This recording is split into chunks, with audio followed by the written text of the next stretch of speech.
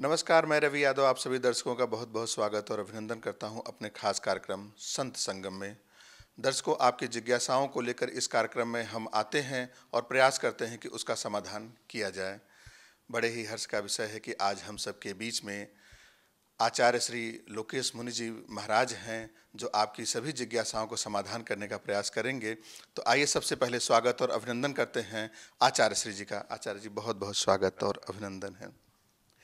आचार्य जी, सबसे मेरी पहली जिज्ञासा यह है कि अन्य धर्मों से जैन धर्म कितना अलग है और कैसा है? देखिए, सभी धर्म जो हैं वो बहुत अच्छे हैं, बल्कि कहना तो यूँ चाहिए कि सभी धर्म नहीं, धर्म तो हैं क्षमा, मैत्री, करुणा, अहिंसा, सद्भावना, प्रेम, भाईचारा। बाकी सब कुछ है वो है मजहब, संप्रदाय, उपासना की पद्धति, वो अलग अलग हैं और सबकी अपनी अपनी पद्धति और अपनी अपनी पद्धति के अनुसार वो पूजा पाठ करते हैं, उपासना करते हैं, धर्म अध्यात्म की आराधना करते हैं। मैं फिर से जोर देकर कहूँगा कि धर्म जो है वो क्षमा, मैत्री, करुणा, प्रेम, भाईचारा, अहिंसा, शांति, सद्भावना, और वो एक है। तो सभी धर्म जब यही मजहब अहिंसा का पाठ की बात करते हैं तो पूरी दुनिया में हिंसा फिर क्यों है? देखिए, मैं फिर से कहूँगा कि जब भी हम ये कहते हैं सभी धर्म, यहाँ आकर के एक विरोधाभास खड़ा होता है। सभी मजहब हैं, सभी संप्रदाय हैं, सभी उपासना की पद्धतियां हैं। तो झगड़ा जो है वो धर्म का नहीं है। धर्म तो क्षमा है, अहिंसा है, करुणा है, मैत्री है, प्रेम है, भाईचारा है। भला वहां का झगड़ा टिक सकता है? झगड़े जितने भी हैं वो मजहब के हैं, संप्रदाय के हैं। मेरा मजहब श्रेष्ठ है, मेरा संप्रदाय श्रेष्ठ है, जहां ये अहंकार पनपता है वहां पर झगड़े उत्पन्न होते हैं।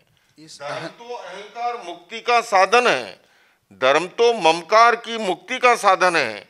इसलिए झगड़े धर्म के नहीं, झगड़े संप्रदाय के हैं, मजहब के हैं। आचार्य श्री जी, इस अहंकार से मुक्ति कैसे पाया जा सकता है? विश्व में शांति कैसे लाई जा सकती है? आज पूरा दुनिया जो है युद्ध से ग्रसित है। पूरा दुनिया कहीं ना कहीं, बेशक और भी देश शामिल नहीं है, लेकिन प्रभावित पूरी दुनिया होती है। किसी एक दूसरे से अगर युद्ध होता है तो प्रभाव पूरे दुनिया पे पड़ता है। तो शांति कैसे लाया जाए? रवि जी, बड़ा अच्छा प्रश्न किया आपने कि पहले तो अहंकार कैसे खत्म हो।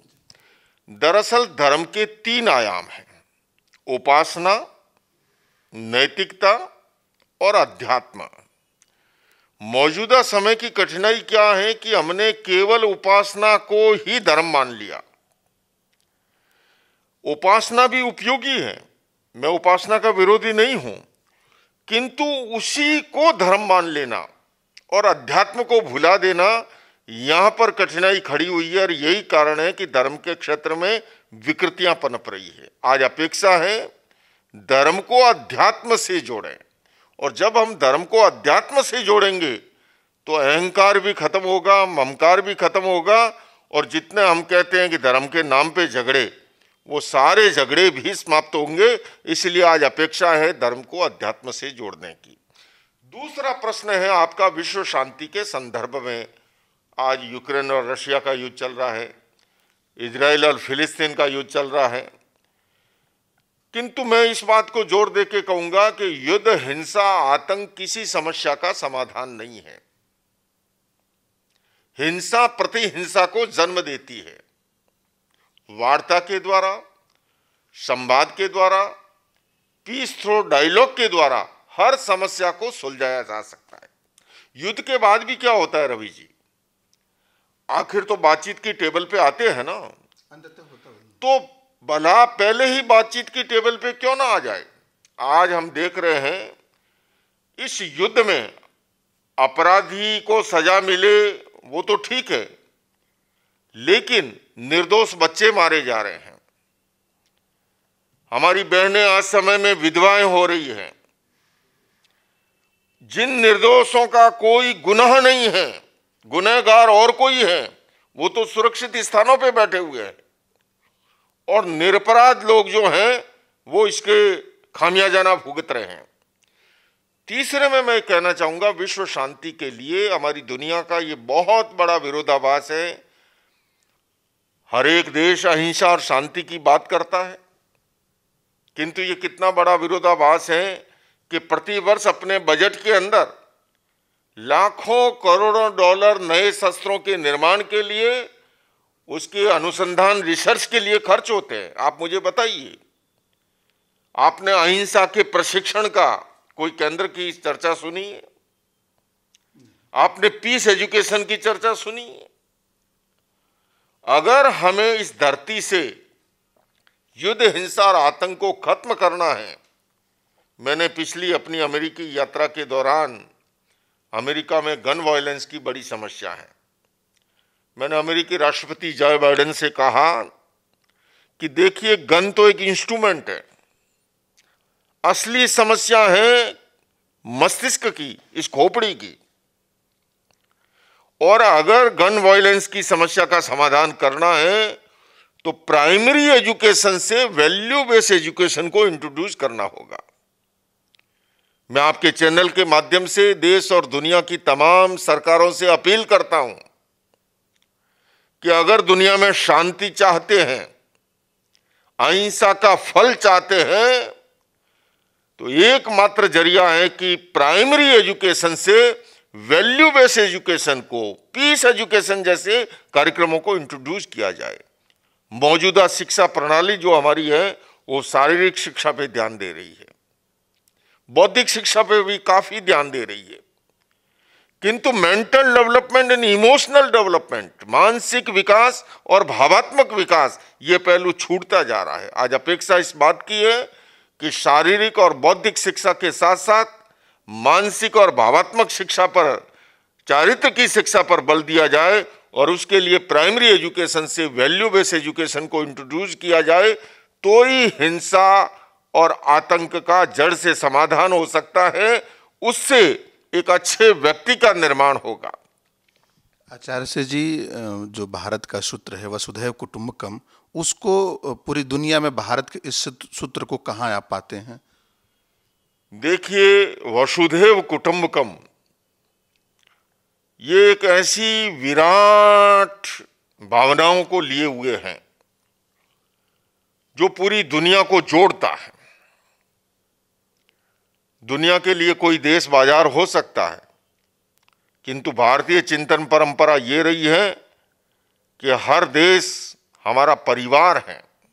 और इस वर्ष भारत देश ने G20 की अध्यक्षता की, और अध्यक्षता करते हुए उसका जो नारा रहा वसुधैव कुटुंबकम का, एक पृथ्वी एक भविष्य, अगर इसको आत्मसात किया जाता है तो मैं समझता हूं इस दुनिया के अंदर जितनी अशांति है वो समाप्त हो सकती है।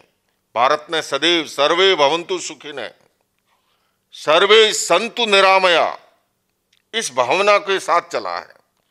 तो वसुधैव कुटुंबकम अपने आप के अंदर एक बहुत बड़ी आशा की किरण है, और जितना जल्दी दुनिया के देश इसे स्वीकार करेंगे और इसे आत्मसात करते हुए इस पर अमल करेंगे, तभी हमारी दुनिया जो है अधिक खूबसूरत होगी, ये रहने के लायक होगी। लेकिन इस पर अभी बहुत कार्य करने की जरूरत है। आचार्य से जी, जैसे आपने कहा कि दुनिया जो है बजट में शस्त्र को जो है बहुत ज़्यादा बजट बढ़ा रहा है, ये तो सनातन धर्म में शस्त्र और शास्त्र की बात कही गई है, आत्मरक्षा की बात तो कही गई है, तो उसमें अगर कोई देश दुनिया कर रहा है तो उसमें गलत क्या है? देखिए, दो बातें हैं। एक तो ये जो मृग मरीचिका की तरह जो है ना, आत्मरक्षा की दुहाई देकर के आत्मरक्षा की जरूरत कब पड़ी? जब कोई एक सामने वाला हमला कर रहा है तब आत्मरक्षा की जरूरत है ना। जब अगर सभी वसुधैव कुटुंबकम का अगर सूत्र को स्वीकार कर लेते हैं और अपना एक परिवार के रूप में अगर दुनिया को मानते हैं, तो वहां पर यह समस्या रहती ही नहीं है। और दूसरे में मैं ये कहना चाहूंगा कि देखिए, अच्छाई और बुराई हर युग में रही है, हिंसा और अहिंसा हर युग में रही है, किंतु हम सबका कर्तव्य और दायित्व यह है कि अहिंसा का पलड़ा भारी रहे, अच्छाई का पलड़ा भारी रहे। लेकिन रवि जी, कठिनाई यह है, बुरे लोग संगठित हो जाते हैं, अच्छे लोग संगठित नहीं हो पाते हैं। आज अपेक्षा इस बात की है, अच्छे लोगों को संगठित किया जाए, अच्छाई का पलड़ा भारी रहे, इसके लिए निरंतर प्रयास किया जाए। और उसी प्रयास के तहत जो है, मैं पीस एजुकेशन के कार्यक्रमों को लेकर के पूरी दुनिया में जाता हूं। यूनाइटेड नेशंस में भी, संयुक्त राष्ट्र संघ में भी मैंने उस कार्यक्रम को रखा है। और मैं आशावान हूं कि आने वाले समय में जब भी दुनिया इसको स्वीकार करेगी तो निश्चित रूप से हमारी दुनिया अधिक खूबसूरत होगी। आचार्य जी श्री जी, दुनिया स्वीकार कब करेगी वो तो भविष्य के गर्भ में है, लेकिन हम ये जानना चाहेंगे कि जैसे मान लीजिए परिवार नागरिकता की प्रथम पाठशाला होती है और परिवार से ही पूरा जो है देश और दुनिया का निर्माण होता है।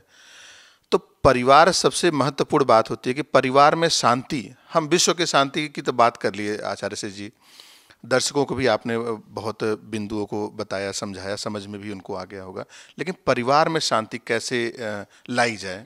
मैं तो रवि जी उससे और सूक्ष्म में ले जाना चाहूँगा। आप परिवार की बात कर रहे हैं, मैं कहता हूँ मन की शांति के बिना विश्व शांति संभव नहीं है।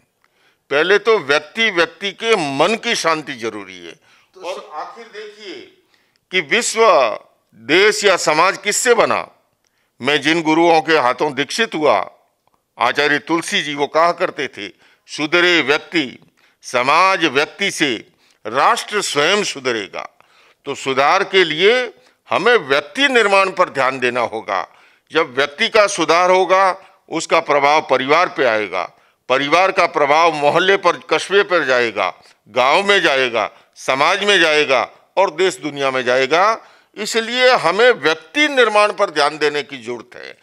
इसीलिए मैंने पीस एजुकेशन की जो बात की है, प्राइमरी एजुकेशन से, जिससे कि हर व्यक्ति जो है वो जो है उसका सर्वांगीण विकास हो, उसका संतुलित विकास हो और बौद्धिक और शारीरिक विकास के साथ साथ मानसिक और भावात्मक विकास हो। इसलिए मैंने व्यक्ति की बात करते हुए ही एजुकेशन सिस्टम के माध्यम से आगे बढ़ने पर जोर दिया। वो जैसे आचार्य जी आपने ही कहा कि वो हम प्रयास कर रहे हैं पूरी दुनिया में जा करके कि एजुकेशन को लाया जाए, पीस एजुकेशन को लाया जाए, लेकिन जब तक नहीं आता है तो हम जाएंगे कि हमारे दर्शकों को बताएं कि वो एजुकेशन कैसा हो, कम से कम घर में ही अगर इम्प्लीमेंट करते हैं, उसको मूर्त रूप देते हैं, तो उसको हम चाहेंगे कि हमारे दर्शकों को बताएं। आचार्य जी देखिए, मैं दर्शकों से ये कहना चाहूँगा कि जब मैं सर्वांगीण विकास और संतुलित विकास की बात करता हूं, हमारी भारतीय संस्कृति ने सदैव संतुलन की बात की है। आप देखिए, उपनिषद पढ़िए, उसमें पुरुषार्थ चतुष्टय की कल्पना की गई, अर्थ, काम, धर्म और मोक्ष। आज मौजूदा समय की कठिनाई क्या है कि धर्म और मोक्ष को भुला करके केवल अर्थ और काम के पीछे अंधी दौड़ लग रही है और वहीं से समाज में विकृतियां पनप रही है और मानसिक अशांति पैदा हो रही है। आप चाहे उपनिषद भगवत गीता को पढ़ लीजिए, गीता जी का आखिरी श्लोक है, यत्र योगेश्वर कृष्ण यत्र पार्थो धनुर्धर तत्र श्री विजयो भूति दुर्वा नीति मतिर्मम। लोकमान्य तिलक जी ने इसकी टीका लिखते हुए लीक से हटके अर्थ किया। उन्होंने योगीराज कृष्ण को अध्यात्म का प्रतीक माना और अर्जुन को भौतिकता का प्रतीक मानते हुए कहा कि जहां अध्यात्म और भौतिकता के बीच में संतुलन है, वहीं पर विजय है, वहीं पर भूति है, वहीं पर श्री है और वहीं पर लक्ष्मी है। आज अपेक्षा इस बात की है कि हम संतुलन को जो है, समाज ने जब से संतुलन को खोया है, संतुलन से ही हेल्दी सोसाइटी का निर्माण होता है, स्वस्थ समाज की संरचना होती है। तो इसलिए मैं दर्शकों से कहना चाहूँगा कि अपने जीवन को संतुलित बनाएं। धर्म का भौतिक विकास से कोई विरोध नहीं है, लेकिन हाँ, मैं इस बात पर अवश्य जोर दूंगा, दर्शकों से कहना चाहूँगा कि भौतिक विकास अध्यात्म की नींव आधारित होता है तो वो जीवन में वरदान बनता है, और नहीं तो कभी कभी भौतिक विकास हो जाता है, नींव अध्यात्म की नहीं होती है तो वरदान की बजाय अभिशाप भी बन जाता है। ऐसे के अंदर हमारा जीवन संतुलित हो तो हेल्दी सोसाइटी का निर्माण होगा, स्वस्थ समाज की संरचना होगी। स्वस्थ शरीर में स्वस्थ मस्तिष्क का विकास होता है आचार्य श्री जी। तो स्वस्थ मस्तिष्क को कैसे बनाया जा सकता है? देखिए, हमारे ऋषि मुनियों ने प्रारंभ में भी कहा था, एक घड़ी आदि घड़ी आदि मैं पुनः आद, तुलसी संगत साधु की कटे कोटि अपराध। 24 घंटे का समय है। इस 24 घंटे के समय में हम अपने व्यक्तिगत जीवन के लिए, पारिवारिक जीवन के लिए, समाज के, राष्ट्र के लिए चिंतन करते हैं, कुछ कार्य करते हैं, उसके लिए अपेक्षा है कुछ अपनी आत्मा के लिए, खुद के लिए, उसके लिए माध्यम है। मेडिटेशन एक माध्यम है, सद साहित्य का पठन पाठन एक माध्यम है, स्वाध्याय माध्यम है, योग माध्यम है, सकारात्मक सोच, पॉजिटिव थिंकिंग, विधायक चिंतन, ये एक माध्यम है। इन माध्यमों को जब हम काम में लेकर के करते हैं अपनी दिनचर्या का निर्धारण, तो निश्चित रूप से उससे जो है समस्याओं का निदान होता है। दिनचर्या का थोड़ा सा डिफाइन कर सकते हैं आचार्य श्री जी, कैसा दिनचर्या होना चाहिए, कैसे कैसे? देखिए, दिनचर्या में मैंने ये कहा, हमारे यहाँ पर भारतीय संस्कृति में सदैव इस पर बहुत हमारे ऋषि मुनियों ने, मनीषियों ने चिंतन किया है। हमारे यहाँ तो समग्र जीवन को कालखंडों में बांटा गया है। उसको जो है ब्रह्मचर्य आश्रम 25 वर्ष, गृहस्थ आश्रम फिर 25 वर्ष, वानप्रस्थ आश्रम फिर 25 वर्ष, है ना, और संन्यास आश्रम, ये 100 वर्ष का कालखंड है। उसी तरह से दिन के लिए भी ब्रह्म मुहूर्त में शयन के जागरण के साथ कार्यक्रम शुरू होता है, और सबसे पहले व्यक्ति जो है मेडिटेशन के द्वारा, योग के द्वारा अपने इष्ट के स्मरण के साथ दिनचर्या का शुभारंभ करे। उसके बाद में वो अपने और जारी कार्यकलाप जो हैं, जो जिस क्षेत्र में सक्रिय हैं, शारीरिक दृष्टि से जो हैं, उसके सिवाय अगर विद्यार्थी हैं, व्यापारी हैं, खिलाड़ी हैं, जिस भी क्षेत्र में अपने कार्य क्षेत्र में उतरता है, तो कहने का अर्थ दिनचर्या जब संतुलित होती है, जिस दिनचर्या के अंदर व्यापार और व्यवसाय के साथ, समाज और परिवार के साथ साथ अपनी आत्मा को प्रशिक्षित करना, और उसका माध्यम है, मैंने जैसे बताया, मेडिटेशन, योग, स्वाध्याय, ध्यान, जाप, ये सारे अनुष्ठान के जो प्रकार हैं, उससे हमारी आत्मा भावित होती है और संतुलित विकास की दिशा में हम आगे बढ़ते हैं। आचार्य श्री जी, जो पीस एजुकेशन है, उस पीस एजुकेशन में सिलेबस और कुछ तो आपने उस पर शोध किया है आपने जैसा, तो किस तरीके का होना चाहिए उस पेज पीस एजुकेशन के सिलेबस क्या होने चाहिए? पीस एजुकेशन के संदर्भ में मैं कहना चाहूँगा, मॉडर्न एजुकेशन सिस्टम जितना है वो हमारे लेफ्ट हेमिस्फीयर को जगाने का काम कर रहा है, जो कि बुद्धि, गणित, तर्क के लिए रिस्पॉन्सिबल है। किंतु हमारा राइट हेमिस्फीयर जो इंट्यूशन पावर के लिए, जो स्पिरिचुअल डेवलपमेंट के लिए रिस्पॉन्सिबल है, वो आज सोया पड़ा है। अपेक्षा इस बात की है संतुलित विकास हो, और उस संतुलित विकास के लिए मैं बल्कि एक रूपक के माध्यम से कहना चाहूँगा। एक व्यक्ति गाड़ी लेके जा रहा था, संध्या का समय, ट्रैफिक पुलिस वाले ने देखा कि लाइट नहीं है, रोकने की चेष्टा की कि भैया गाड़ी कहाँ दौड़ा रहे हो, इसके लाइट नहीं है। ड्राइवर ने कहा बीच में से हट जा, नहीं तो मारा जाएगा, इसके ब्रेक भी नहीं है। मैं पूछना चाहूँगा, वो गाड़ी कितनी खतरनाक होगी जिसके लाइट भी ना हो, जिसके ब्रेक भी ना हो। रवि जी, वो इंसान कितना खतरनाक होगा जिसका अपना इंट्यूशन पावर जागृत नहीं है, जिसके अपने इमोशंस और पेशेंस पर नियंत्रण नहीं है। पीस एजुकेशन जो है हमें अपने इमोशंस और पेशेंस पर नियंत्रण रखने की कला सिखाता है।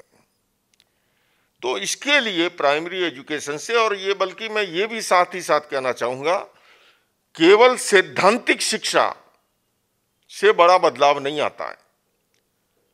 बड़ा बदलाव आता है प्रयोग के द्वारा।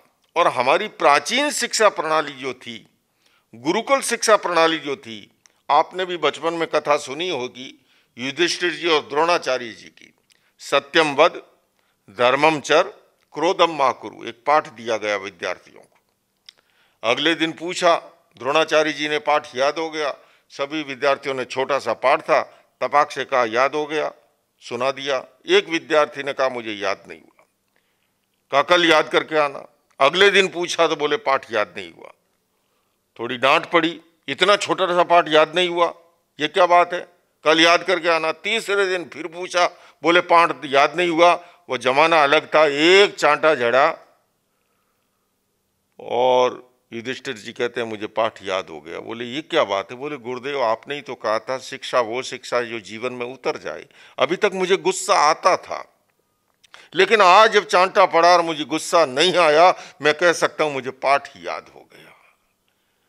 प्रयोग आधारित हम लोग शिविर लगाते हैं मेडिटेशन के, anger management, stress management, self management. मैं फिर से रवि जी जोर दे के कहूंगा कि व्यक्ति केवल उपदेश से नहीं बदलता है। मेरी अमेरिकी राष्ट्रपति बिल क्लिंटन से वर्षों पहले चर्चा हुई।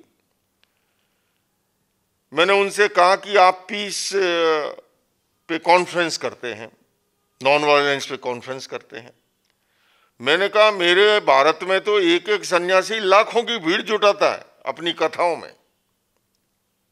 अगर आदमी केवल कॉन्फ्रेंस, सेमिनार, संगोष्ठी से बदलता, केवल उपदेश से बदलता, तो ये दुनिया अभी तक जो है स्वर्ग बन गई होती।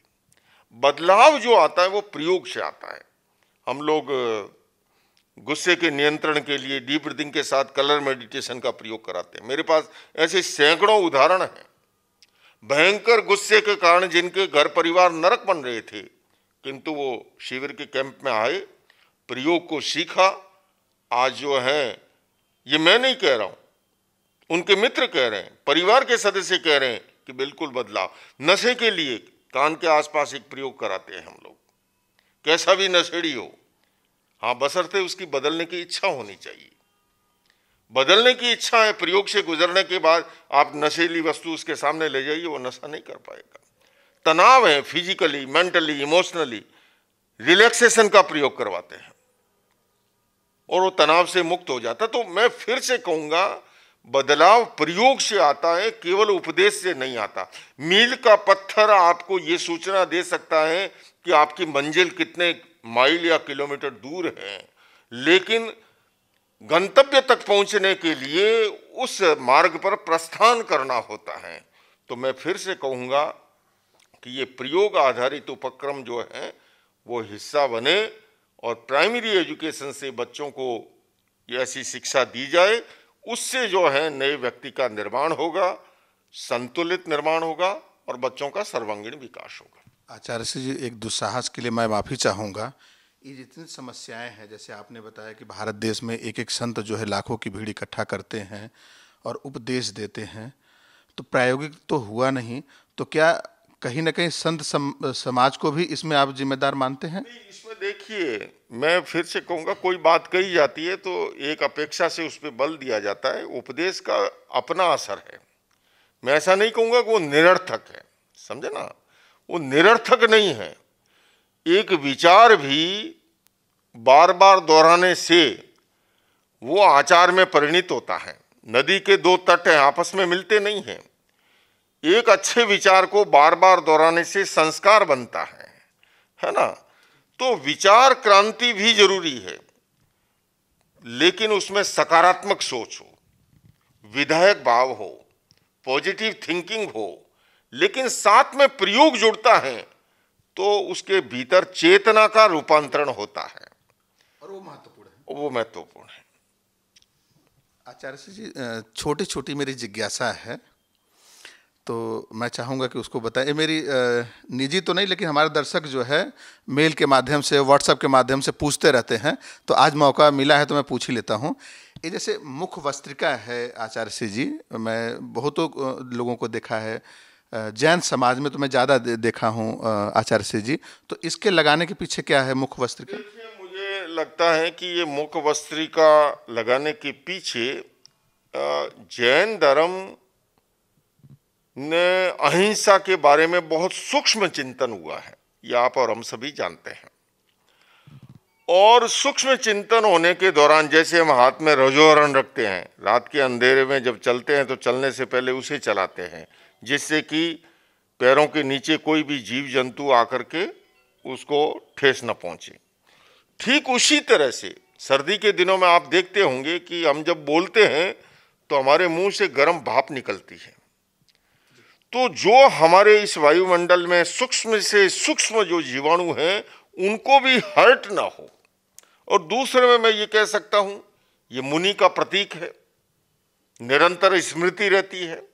और तीसरे में प्रासंगिक लाभ की अगर बात कहूं, कोविड काल के बाद तो मैं दुनिया भर में जाता हूं, पहले लोग मुझे पूछा करते थे ये क्या लगा रखा है, ये क्या लगा रखा है। और कोविड में बिना लगाए गए तो पुलिस वाले ने पूछा ये क्यों नहीं लगा रखा है। इवन कि मैं आपको एक प्रसंग सुनाता हूं।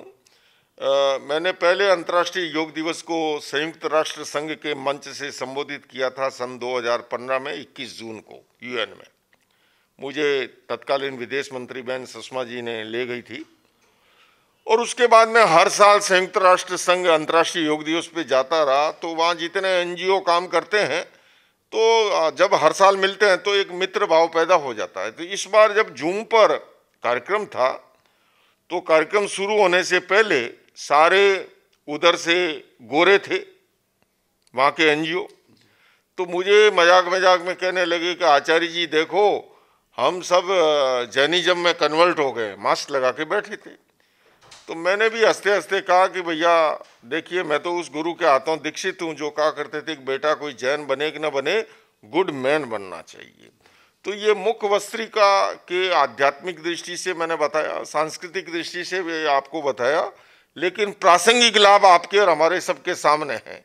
और इस समय दिल्ली गैस चैम्बर बनी हुई है, इतना पॉल्यूशन है।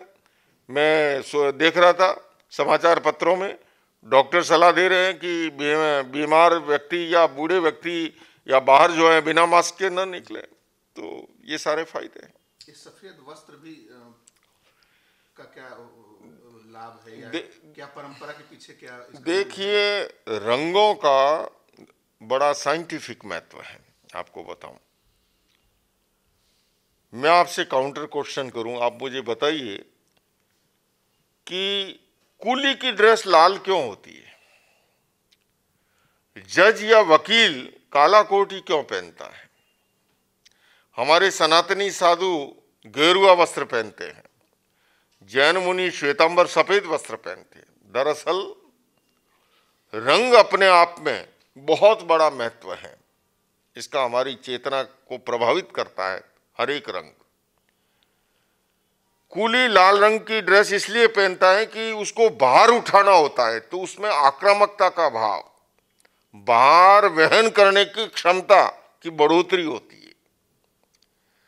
वकील जज काला कोट इसलिए पहनता है कि वो कुतर्कों से प्रभावित न हो। श्वेत रंग अपने आप में शांति का प्रतीक माना गया है। तो रंगों का बहुत बड़ा महत्व है। रंग चिकित्सा एक उपक्रम रहा है। जैन धर्म में लेस्या ध्यान, मेडिटेशन के अनेक प्रकार हैं, उसमें एक प्रकार है लेस्या ध्यान। 6 प्रकार की लेस्या बताई गई, कृष्ण लेस्या, कापोत लेस्या, तेजो लेस्या, पद्म लेस्या, शुक्ल लेस्या, है ना। तो रंगों का हमारे व्यक्तित्व के साथ, व्यक्तित्व विकास के साथ बड़ा संबंध है। रंग चिकित्सा एक उपक्रम रहा है। पानी की बोतल एक प्रकार के रंग के बोतल में सूर्य की किरणों के सामने रखा गया।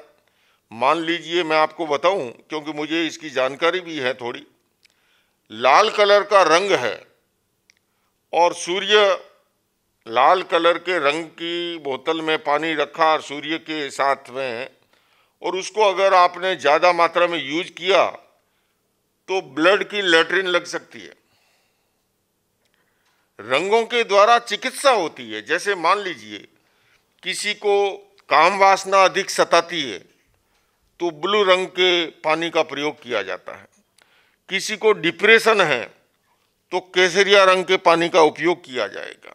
किसी को गुस्सा ज़्यादा आता है तो उसको जो है हरे नीले रंग का पानी का उपयोग किया जाएगा। रंगों का बड़ा महत्व है और इस पे अब बहुत अनुसंधान हुआ है, बहुत रिसर्च हुई है।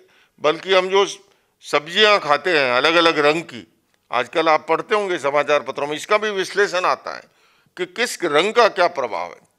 हमारे शरीर के अंग प्रत्यंग जो है उनका रंगों के साथ संबंध है, व्यक्तित्व के विकास का रंगों के साथ संबंध है। तो श्वेत रंग अपने आप में एक शांति का प्रतीक माना गया है। इसी कड़ी में आचार्य श्री जी, जो जैन प्रतीक है उसके बारे में क्या संदेश देता है उसका? जी, प्रतीक देख रहे हैं, ये परस्परो परोपग्रह जीवानाम, हमारी दुनिया आपस में जुड़ी हुई है, से अस्तित्व है ना। लेकिन आप सबसे बड़ी बात कहूं, क्योंकि जैन धर्म एक सांप्रदायिक धर्म है। आप देखिए, नमस्कार महामंत्र आपके सामने है, नमो अरियंताणंग, नमो सिद्धाणंग, नमो आयरियाणंग, नमो वज्जायणंग, नमो लोये सब बसाउण। इसमें किसी व्यक्ति को नमन नहीं किया गया, न महावीर को किया है, न ऋषभ को किया है। नमो अरियंताणम, अरि का मतलब दुश्मन, हंत का मतलब नष्ट हो गया। जिसने अपने आंतरिक दुश्मनों को, यानी कि राग द्वेष को, मोह माया को, काम क्रोध को नष्ट कर दिया, उसको नमन किया गया।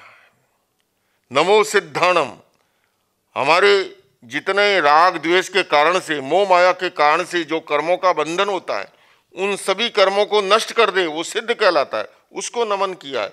अब वो कोई भी हो सकता है, ब्रह्मा हो सकता है, विष्णु हो सकता है, महेश हो सकता है, महावीर हो सकता है, ऋषभ हो सकता है, रवि जी भी हो सकते हैं। व्यक्ति को नमन नहीं। उसी तरह से आप देखिए, परस्परोपग्रह जीवा नाम, जैना नाम नहीं कहा गया है, जीवा नाम, जीव मात्र के प्रति, प्राणी मात्र के प्रति जो है, क्योंकि हमारी दुनिया आपस में जुड़ी हुई है। और ये जो चित्र है वो लोकाकाश जैन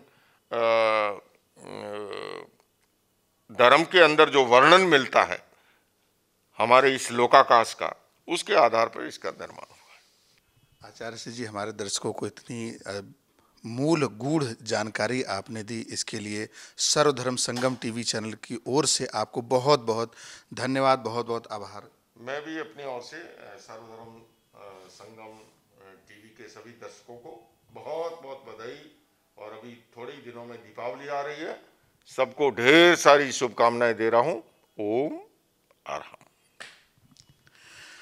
आचार्य श्री जी ने विश्व कल्याण की बात की, विश्व शांति की बात की, परिवार में शांति कैसे स्थापित किया जाए उसकी बात की। मुझे लगता है कि जो सूत्र आचार्य श्री जी ने आपको परिवार में शांति की बात की है, अगर उसको ही आत्मसात कर लेते हैं, धारण कर लेते हैं, तो मुझे लगता है कि विश्व में शांति तो अपने आप ही हो जाएगा। जो भी बताया सूत्र आचार्य श्री जी ने, उसको धारण करें। आप सभी दर्शकों का बहुत बहुत धन्यवाद।